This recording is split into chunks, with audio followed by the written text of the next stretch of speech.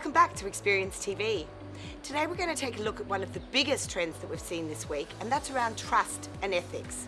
We'd like to examine how brands are charting new rules of engagement, not just with responsible business practices, but also with transparency, truth-telling, and empathy.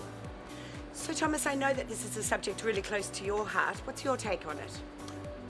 I'm super passionate about the topic because what we're seeing is a global crisis of trust.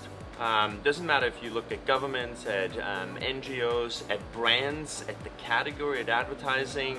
Plenty of studies out there that show trust has never been as low on the consumer side as what we're seeing today. Brands that are exceptional at delivering the best experiences have a perfect chance to rebuild trust because they're delivering on their brand.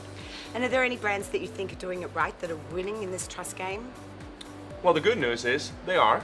Volvo, for example, their Evo project is something that we think is really, really special.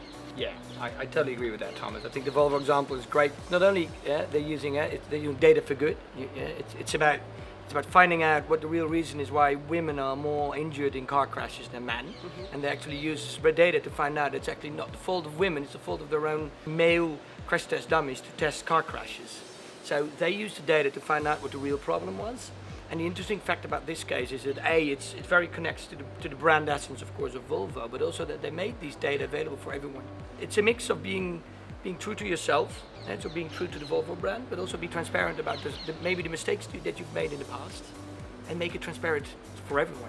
I think what's brilliant is a flaw turned into an apology, but much more than an apology. They actually take on a leadership position by fixing the problem, providing the data to everyone. The industry can follow, but Volvo is leading in this. I love that. So actually trailblazing for the industry as a whole.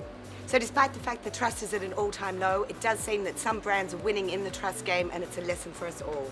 And that's a wrap for Experience TV.